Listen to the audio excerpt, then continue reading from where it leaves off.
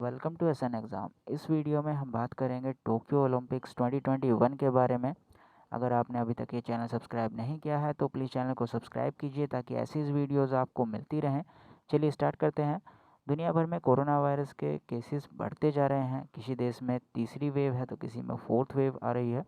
तो ओलंपिक्स की तैयारी पर ज़ोरों शोरों से चल रही है। एक बार पोस्टपोन होने के बावजूद ओलंपिक्स के ये तैयारी बड़े स्तर पर आयोजित किया जा रहा है इसको, और जो कि स्टेडियम में कोई दर्शक भी उपस्थित नहीं होंगे।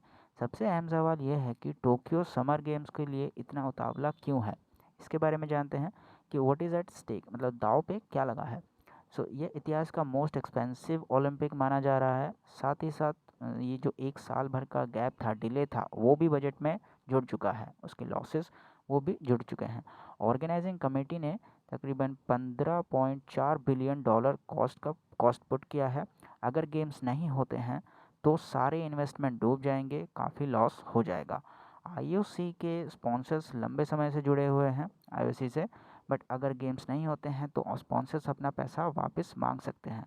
रिपोर्ट्स के अनुसार ये इवेंट अगर नहीं होता है तो आईओसी को 4 बिलियन डॉलर का रिफंड करना पड़ेगा। अगर एथलीट्स के पॉजिटिव केसेस बढ़ते रहे तो क्या गेम्स होंगे या कैंसिल कर दिया जाएगा इवेंट को। इसके बारे में जानते हैं। अभी तक ये कहना मुश्किल है, जैसे कि अभी तक कोई मुमकिन सवाल ये आया नहीं है जवाब कि ये कैंसिल होगा या नहीं। ये मुश्किल है।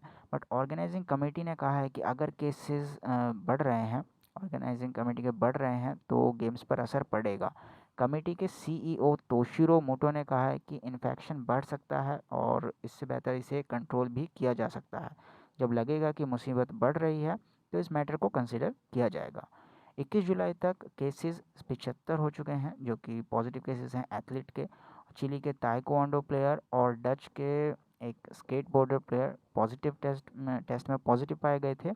तो ये पॉजिटिव आने के बाद इन पर रोक लगा दी गई है, ये गेम में हिस्सा नहीं ले सकते हैं। तो आईओसी प्रेसिडेंट थॉमस बैच ने क्लेम किया था कि ये वायरस ट्रांसमिशन का ज़ीरो रिस्क है। अगर दूसरे बड़े इवेंट्स को देख, जैसे कि आईपीएल हुआ था मई में, तो आईपीएल को ये कैंसिल कर दिया गया था मंथ में, कोविड की वजह से सस्पेंड कर दिया गया था। तो एनबीए के 48 पॉजिटिव केस आए थे, वो भी सिर्फ एक ही हफ्ते में। फिर भी लीग को चालू किया गया था। कुछ क्रिकेट के जो सीरीज़ हैं वो चल रही थी, कुछ थोड़ी डिले के साथ चल रही थी, बट कुछ इवेंट्स हुए थे और कुछ इवेंट्स पर रोक लगा दी गई थी। रिसेंटली फुटबॉल की जो यूरोपियन चैम्पियनशिप है वो पूरे कॉन्टिनेंट में हुई थी। स्टेडियम पर दर्शक भी थे और गलियों में फैंस की भी काफ़ी भीड़ थी, जिसकी वजह से केसेस बढ़ गए और ये इंग्लैंड में एक केसेस का स्पाइक दिखा। इटालियन टीम के विक्ट्री परेड का रोम का जो सर्ज है उसमें भी कंट्रीब्यूशन हो सकता है टीम परेड निकालने की वजह से। Is there any political compulsion. क्या इस पे कोई राजनीतिक दबाव डाला जा रहा है जब इस पे प्रिपरेशन के लिए। तो जापान के जो प्राइम मिनिस्टर हैं योशिहिदे सुगा, वो चाहते हैं कि एक सेफ़ और सक्सेसफुल ये ओलंपिक होल्ड किया जाए उनके देश में। अगर 23 जुलाई अगस्त 8 के बीच ये गेम्स नहीं होते हैं तो पीएम की उम्मीदों को ठेस पहुंचेगी, क्योंकि सितंबर में इलेक्शन भी होने वाले हैं ताकि उनकी सत्ता पर भी फ़र्क पड़ सकता है।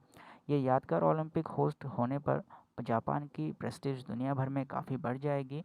और अगर कोई पोस्टपोनमेंट या कैंसलेशन होता है तो जापानीज़ गवर्नमेंट के अनुसार ये उनके लिए शर्म की बात होगी। क्या चाइना अगले साल का विंटर गेम होस्ट करेगा। जैसे कि जापान और चाइना दोनों रीजनल राइवल्स हैं।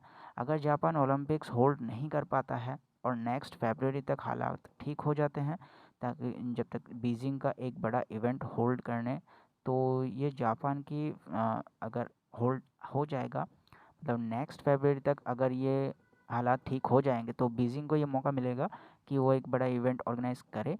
और ये अगर होता है ऐसा तो जापान के लिए साइकोलॉजिकली और इमोशनली इम्पैक्ट करेगा ये। और इसलिए जापान पूरी तरह से तैयारी कर रहा है कि चाहे कुछ भी हो जाए वो इसको होल्ड करेगा और अच्छे तरीके से प्रदर्शित करेगा। पिछले डेकेड में जापान में इकोनॉमिक डाउनटर्न हुआ, सुनामी आई और न्यूक्लियर डिज़ास्टर भी हुआ था। अब जापान शो करना चाहता है कि ये इकोनॉमिकली, पॉलिटिकली और स्पोर्टिंग एरिना में टॉप नेशंस की लिस्ट में वापस आ चुका है। 2008 में बीजिंग ओलंपिक्स में चाइना ने काफ़ी नाम कमाया था, जापान भी कुछ ऐसा ही करना चाहता है। तो इस सब से दूसरे देशों के लिए इसमें क्या बेनिफिट होगा? तो जैसे कि इंडिविजुअल पार्टिसिपेटिंग नेशंस और नेशनल ओलंपिक कमिटीज़ के लिए गेम्स इंपॉर्टेंट हैं। रिपोर्ट के मुताबिक यहाँ पे $549 मिलियन इन सब में डिस्ट्रीब्यूट किया गया है और अब बात सर्वाइवल की बन गई है। सो बिना गेम्स के एक भी पे डे नहीं होगा ऐसा माना जा रहा है, क्योंकि पहले जो भी इवेंट्स हुए उनके दर्शकों के कोई कमी नहीं थी। इस वजह से उम्मीद ये भी लगाई जा रही है कि दर्शक होंगे और उस बेसिस पे इनकी जो इन्वेस्टमेंट है उनका भी मुनाफा इन्हें मिलेगा। So what about the IOC? IOC एक और पोस्टपोन अफोर्ड नहीं कर सकता है। जैसा कि एक पोस्टपोन हुआ था उसकी वजह से लॉसेस भी हुए हैं, तो इस वजह से और ये पोस्टपोनमेंट अफोर्ड नहीं कर सकता है। समर और विंटर ओलंपिक्स एक साल में लॉजिस्टिकली फिजिबल नहीं है आईओसी के लिए। इस केसेस में अगर शायद कैंसलेशन की ज़रूरत पड़ी तो कोई ऑप्शन नहीं बचता है, तो कैंसलेशन करना पड़ेगा। सो होस्टिंग कॉन्ट्रैक्ट के अनुसार सिर्फ आईओसी ही ओलंपिक कैंसिल कर सकता है और कोई नहीं कर सकता।